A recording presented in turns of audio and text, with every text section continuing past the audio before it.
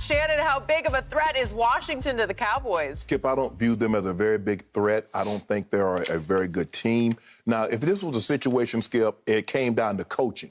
If it was a coaching decision that was in the ball game, or if these last couple of games came down to coaching, I would say Washington, because I trust Ron Rivera more than I trust Mike McCarthy, even though Mike McCarthy's won a Super Bowl, Skip. But I understand what Washington did last night, Skip. They beat a Seattle team. And although Seattle used to be a marquee victory on someone's resume, they're not that same team. So beating Seattle is not impressive as it once was. And the Cowboys, first of all, the Cowboys should be embarrassed. As bad as this division is, and you only have a 2-game lead, you should be embarrassed. And if for someone to think that, you know what, Washington still has an outside chance. So clearly, Skip has been telling me, Skip's been trying to tell me all along, this is the Pro Football Focus says this is the #1 offense in football. They say they got the #1 guard, the #1 tackle, and you got a 2-game lead.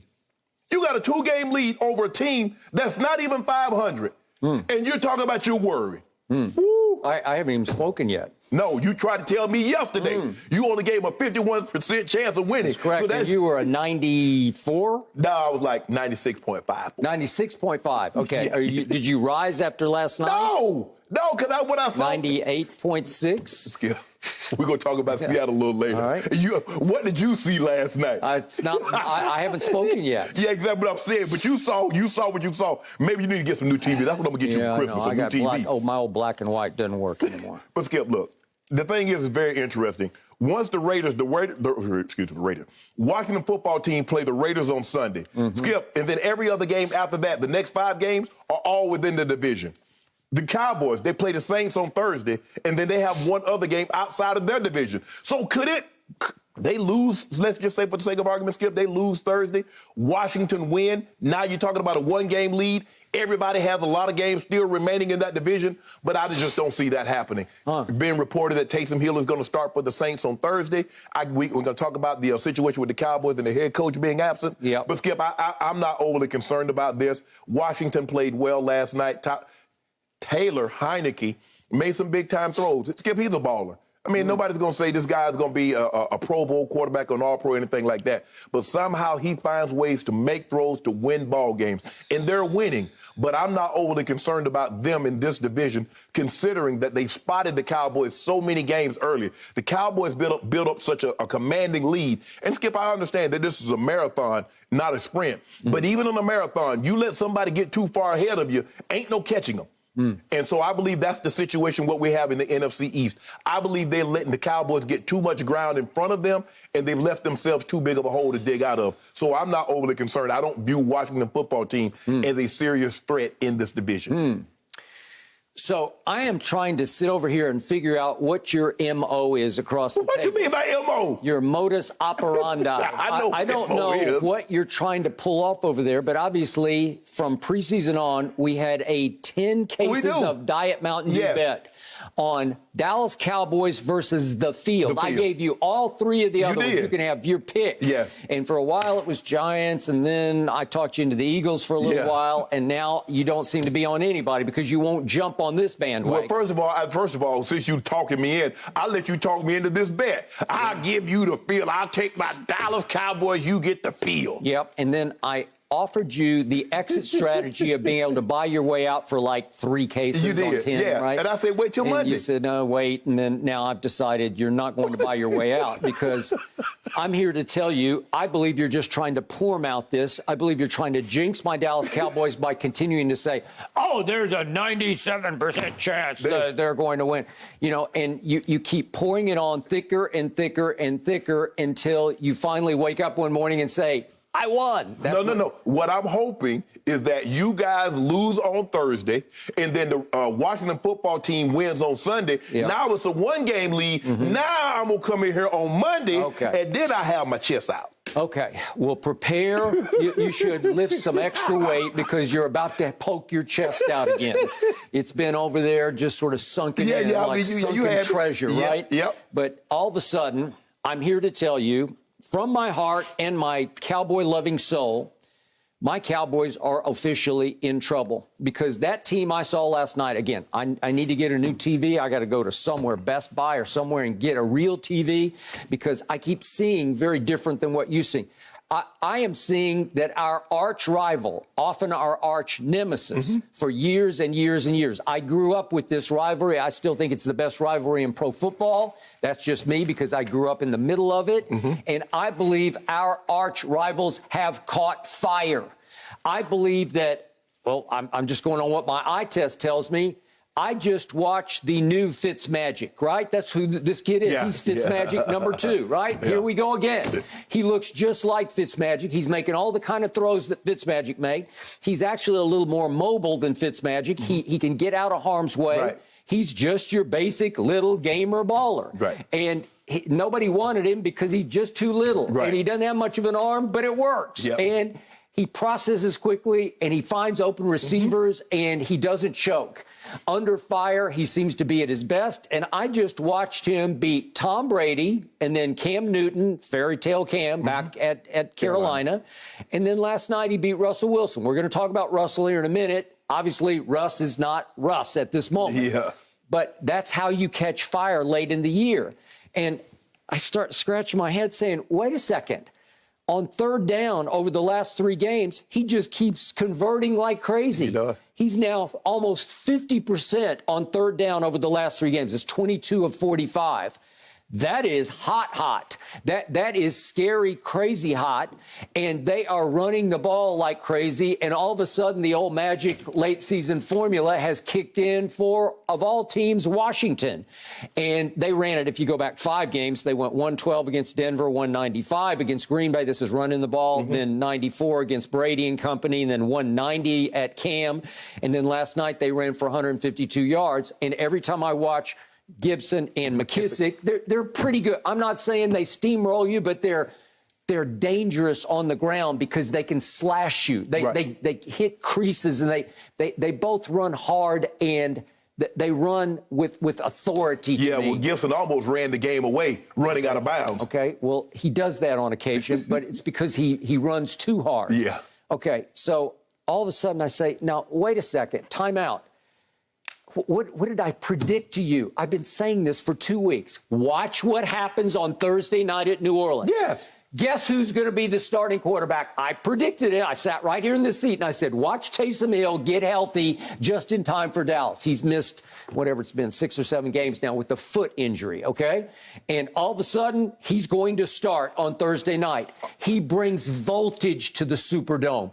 He is a playmaker. He's a bigger, stronger, faster Taylor Heineke. That's who he is. That's what he does. Do you remember him last year, Skip? Do you remember what he did? They rushed Drew Brees back because he was not getting the job done. All right, now he's thrown 8 passes so far this year, and he completed 7 for 56 yards. 7 of 8 for 56. He's run 20 times this year for 104 yards. That's 5.2 a crack. He's just your basic playmaker. He will electrify that stadium on a night in which they want to beat Dallas worse than anybody does outside of Washington. Trust me, they hate Dallas and New Orleans more than you understand. I know the history of that rivalry. Okay. Remember, Sean Payton was Bill Parcells' right-hand man for 3 years in Dallas, right? Yeah. And there were times when I thought that Jerry wanted to hire Sean to come and coach the Cowboys when he's had other openings. Right. And it never materialized. And I think Sean didn't want any part of the circus. No. And you know, he doesn't love Jerry. No, he can't. Jerry couldn't contain him. Hey, and if you put Sean Payton on a lie detector, I promise you he would say the guy I would love to beat the most is that guy in Dallas, Jerry Jones. Put him back in his place. And all of a sudden, quite magically, guess what's happened to the point spread on Thursday night? It opened at 7, Cowboys by 7. And I thought, well, that sounds like a lot to me, given what I've just seen over the last 4 weeks. Okay. It has plummeted down to 4.5. Why is that? Because Taysom is back, and guess who practiced yesterday? Limited, albeit, Kamara is back. And guess who practiced full yesterday? How about Mark Ingram is back? None of these guys have been playing lately because it's been Trevor Siemian for 4 straight games. Look at his QBRs for the 4 straight losses they have suffered. This is Trevor Siemian, scale of 0 to 100. He goes 20 QBR, 49 at Tennessee, but they lost 23-21, then a 20, then a 14. That's an average QBR of 26 on a scale of 0 to 100. It's horrendously bad. Right. The quarterback play has been so lacking that they don't have a chance, yet they've hung in these games a little bit here and there, and yet Buffalo went in and just destroyed them, and Sean Payton said, I've seen enough. Taysom, are you ready? But here's the thing, Skip. But you're pretending like they're getting Aaron Rodgers coming back. Taysom Hill, I believe he's a jack. I believe he's better playing a lot of things as opposed to one particular thing. Quarterback, I don't believe that he's an every down starting quarterback in the National Football League. Well, guess what Sean Payton just gave him? A contract that can go up to $95 million with $22.5 guaranteed. That's a lot of guaranteed money for a jack of all trades, right? You believe he's a starting quarterback? Well, it doesn't matter what I believe. I think Sean Payton believes with all his heart and soul, I'm going to show you, Shannon Sharpe, and you, NFL world, watch what I can do with Taysom Hill. Watch what he tries to do. Yeah. He's going. That is, again, it's incentive-laden, heavily incentive. It can be anywhere from 40 up to 95. But if he becomes a starter, he's going to get close to $100 million. Well, Sean Payton wouldn't have given him that kind of deal if he didn't think there was at least a chance that he could be the starter. But you know how this works, Skip. You know how coaches think. They think they can always turn somebody around.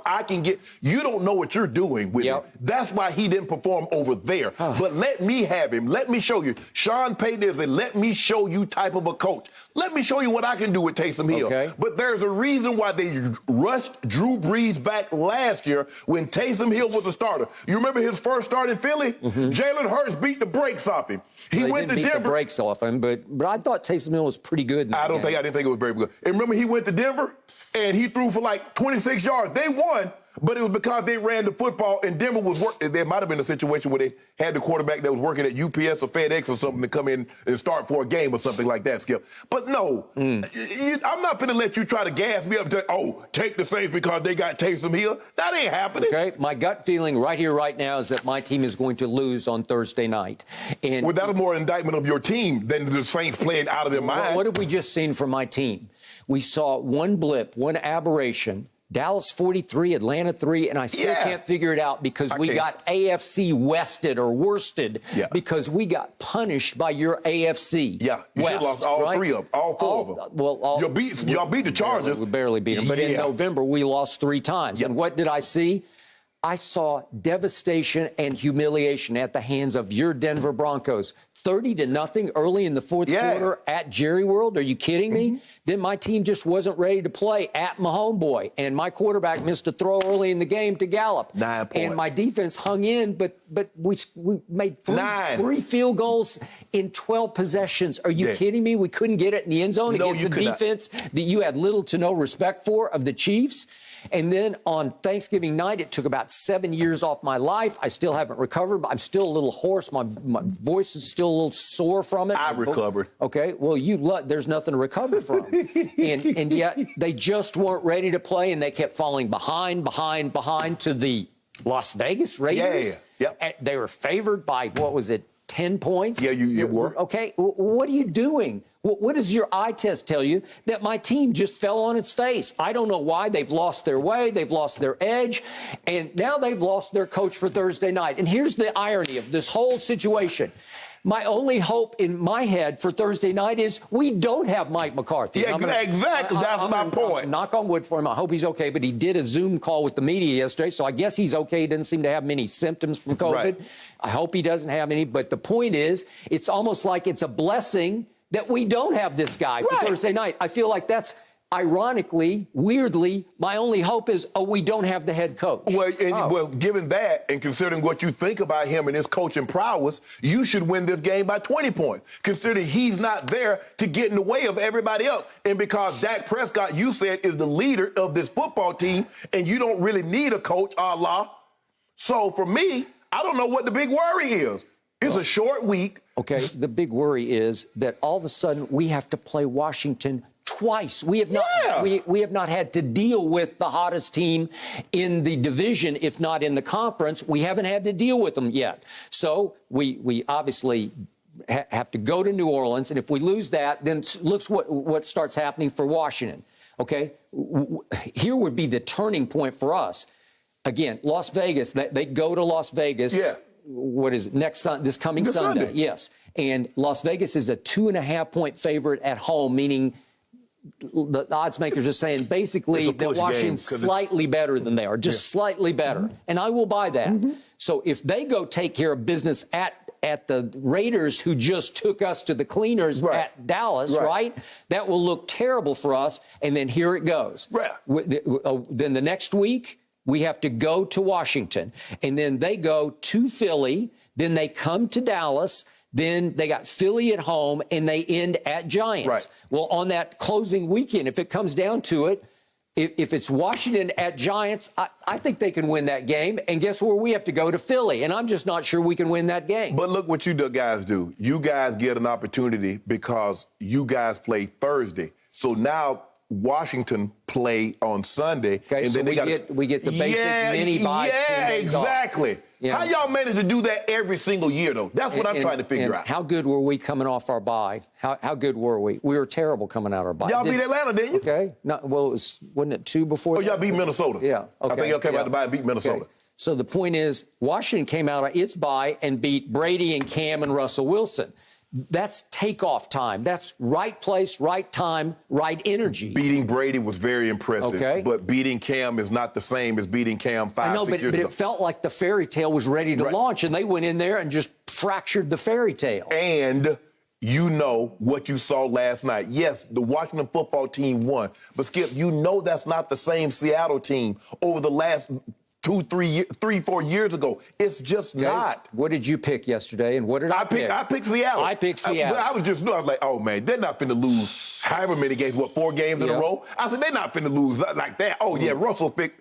Skip, they look bad for the better part of that ball game. With the exception of that last drive, they had 2 drives in there where they looked like a competent football team offensively. Okay. Other than that, they were a total mess. So now I will concede this to you. If you guys lose this game 2 days from now, and they win on Sunday, well, now I'm going to come in here with some pom-poms. I'm going to come in here ready to celebrate. Skip, you in trouble. Okay. And the key to this is they get to play us twice, not once. Yeah. They get 2 cracks at us, and if they win both games, you want to tilt the standings? Yeah. When you hear coaches say it all the time, we control our destiny. You really do. They do. Because at 2 games back, you still control your destiny. Yes. It feels to me right here, right now, and maybe I'm still a prisoner of last Thanksgiving night's moment, but it feels to me like Washington is now in the driver's seat in the NFC East. No. Seriously, in the driver's seat because of this schedule. Remember, we still have Arizona left, albeit at home. And what did Arizona do to us the last time? They're going to do that to y'all again. Okay, well, there you go. So if you're right about that, what do I have left? I have to play all 3 division rivals on the road.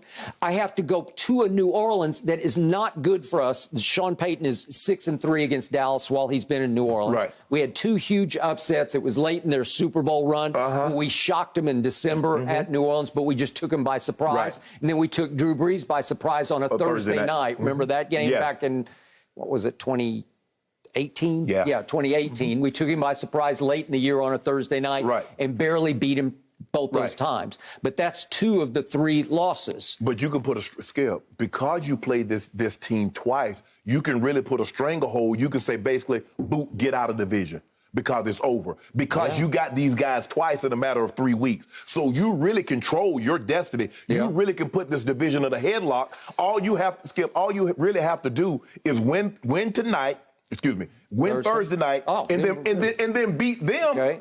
It's over. Okay, and we'll talk about this later, but my quarterback said yesterday, big session with the media, we are hungry and pissed off. And I'm like, I can't tell. You know, show me hungry and pissed off. I don't see it. I haven't seen it for a month. Guess why you're hungry now, Skip? Because you were gotten fat. Because Skip Bayless kept sitting over there telling you how good you were at 6-1. And all the media folks were telling you you're going to the Super Bowl. So you had gotten fat. Okay. You weren't hungry anymore. You take 3 L's out of 4 games, and all of a sudden you famished over there. You're hungry again. Okay. Keep on listening to Skip Bayless come out here and blow you up. Okay. I just hope my team doesn't think just because we got Amari back and just because we got CD back and just because we have DeMarcus Lawrence back. That's what you've been saying. They might have Neville Gallimore back. Just because of all that, we can just stroll into the Superdome and flex a little bit and show them the star on our helmet, and they'll say, we give up. We roll over. We play dead. Man, that's what you've been hollering about. Hold on. First of all, that's all you've been hollering about. We didn't have Amari. We didn't have CD. We didn't have this one. Now, all of a sudden, you want to get them back, and now you want to try to downplay the importance when you've been hyping it up. You have to, as you well know, in this league, you have to go play. Yes! You can't talk it. You can't think it. You have to go do it. Well, in this league, above all other leagues, you have to go do it because they'll be ready to do it to you. Can I ask you a question? When are you going to call Jerry and Stephen Jones and tell them that you have to play? And it's just not because you're the Cowboys, you're the most valuable franchise in all of pro sports. They listen to nobody. Okay, well, good. Yeah, they can only hear themselves talk. Well, good. Right? Their hearing only goes to the end of their nose. They can only hear their own voice. Well, right? good. Well, keep on thinking, like you said, keep on thinking you can just show up and we the Dallas Cowboys and this team remind you. This team, I heard a lot of people say, this team reminds us of those 90s Cowboys. That's what they remind us of, Zeke and Amari and CD. And that's all I heard. Now you have to do it. Yeah. Now you have to live up to that. So you say 7%? Get close to 97, yeah. Okay, 97% chance that Dallas wins the East. Yeah, what you going up to? Yesterday I went up to 51% only because Philly shockingly lost at the Giants. Now I've got to drop it all the way back down after I saw what I saw last night. I'm going to drop it to 40%. I give my team a 40% chance. Man, you got a 2-game lead. Stop. Hold on. How do you have a 2-game lead and you lose percentage points? Because of what I saw last night. So that scares me. Is it what you saw on last night or what you didn't see last Thursday? Which is it? Combination thereof. Thank you for watching. You can subscribe here to get the latest from the show, and be sure to check out more of the best clips from Undisputed, or go watch a few other segments from our other shows on FS1.